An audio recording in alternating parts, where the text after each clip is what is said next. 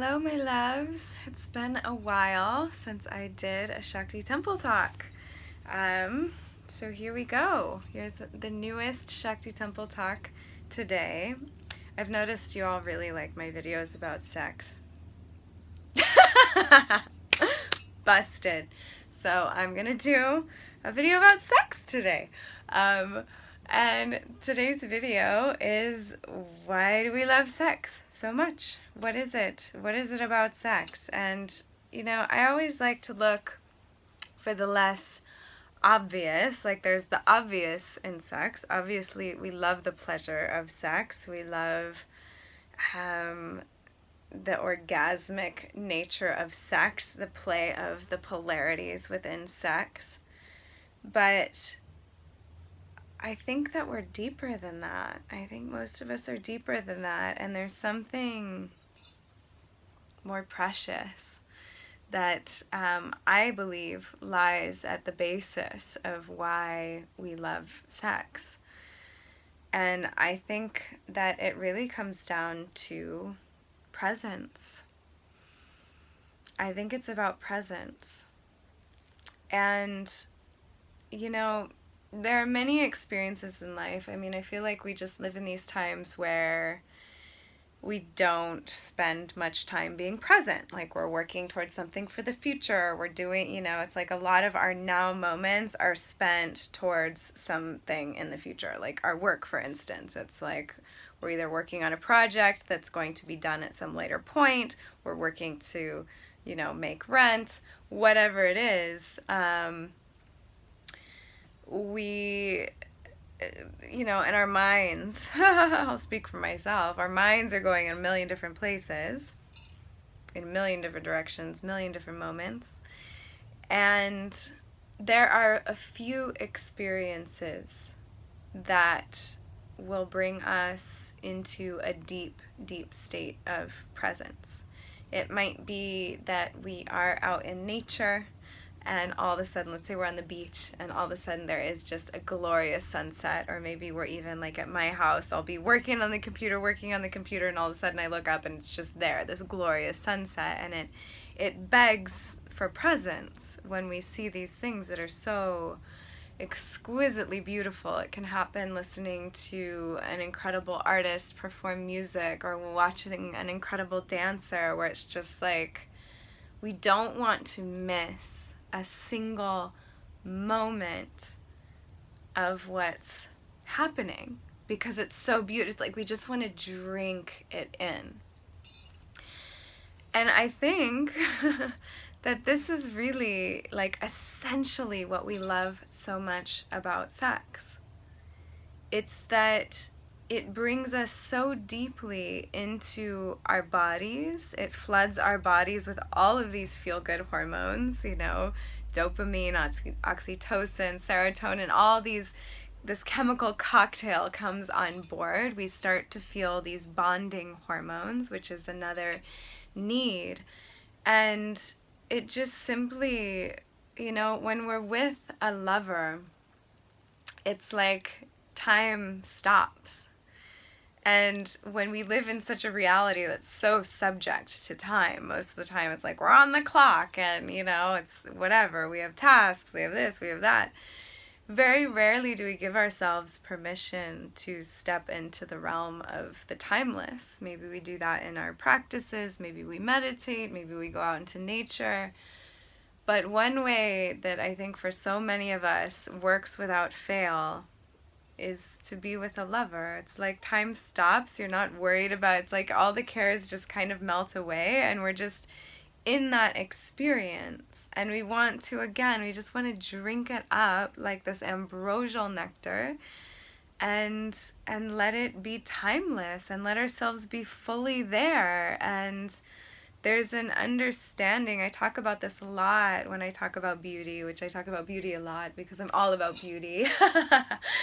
And it's that we realize that it's always temporal, it's always fleeting. And so when we're with a lover, there's like some part of us knows that it's like, this is now, and then it won't be anymore. And so I think the touch and the chemicals that get released in our body and the presence, the shared presence with another being, that experience of seeing and being seen, of feeling and being felt, of hearing and being heard, of experiencing and being experienced, is so profound on not only a biological level but on a spiritual level, that is really what we're looking for with sex. It's this experience of the eternal.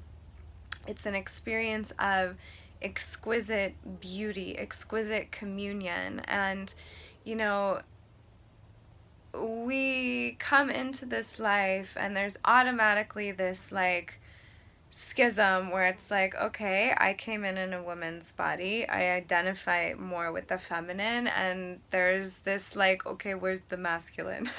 Where's that wholeness? And in the tantric play of opposites, it's like we have Shiva and we have Shakti, we have the masculine, we have the feminine, we have day, we have night.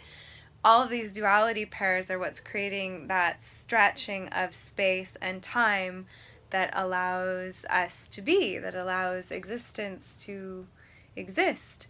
And yet within that, there's this desire to come back together, this deep desire for merger, this deep desire to be united in wholeness and with the opposite. And one of the reasons that Tantra specifically, out of many systems, Tantra, Taoism, Egyptian alchemies, there's some other systems that, pagan systems, all these kind of older religions, and particularly ones that still revered the feminine, just saying, would use sex and sexuality to go into those spaces of union, to honor that profound desire that pulls the opposites together. And I think that's the other piece. It's like that presence, that exquisite timelessness, that feeling so in our bodies, and then that dance of Shiva and Shakti. It's like we can have that momentary sense of fulfillment of the other half, of being in the totality.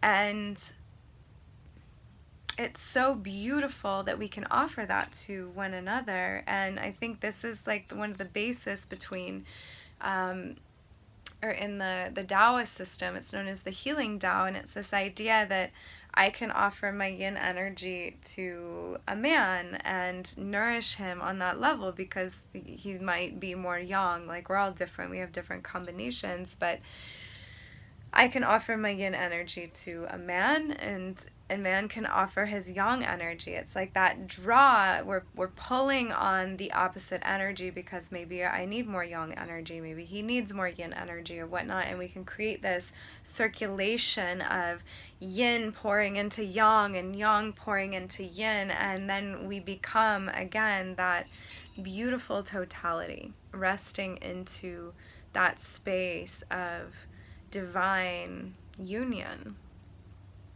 divine bliss, divine ecstasy.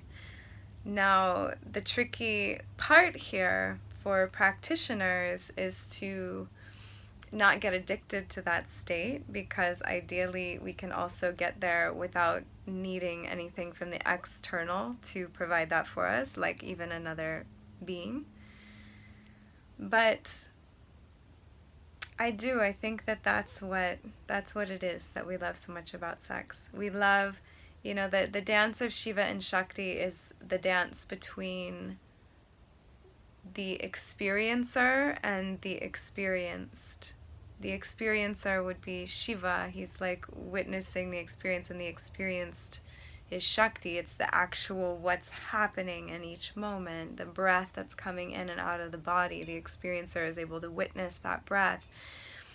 And again, that goes into, I think, one of the core human needs, human desires that we all have is to be deeply received, to be deeply accepted, to be deeply embraced by existence, which our beloveds, our partners, are just a part of existence, right?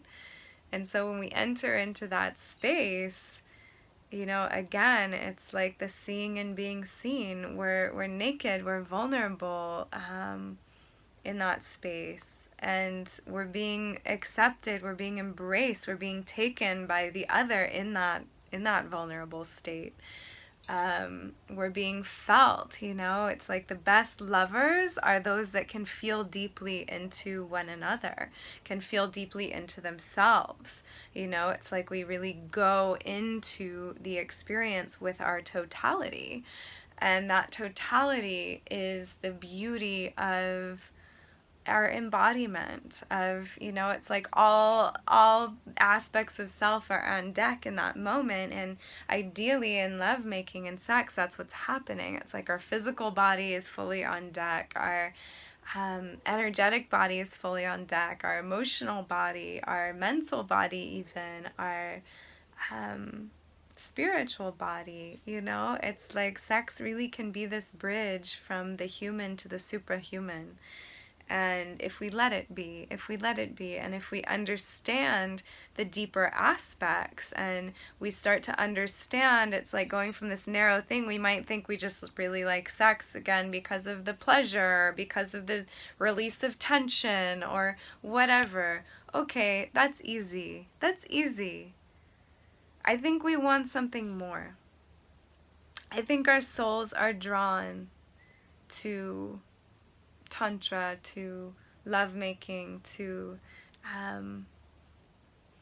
love, romance, eros, because there's something deeper in us. And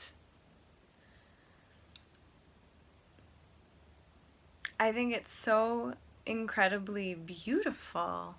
It's so beautiful. And my hope, and why I like to talk about these things and share it, is that we are focusing on these more exalted aspects of our sex and sexuality, rather than getting lost in kind of the lust vibes. The lust vibes, they never feel good on the other side. When we just chase lust, it's like we want to have the totality on deck. And again, I really think that ultimately that's what we are going for, seeking when we go into the experience of sex. And I have another talk on here, The Best Sex You'll Ever Have. Great title, huh? It got a lot of clicks.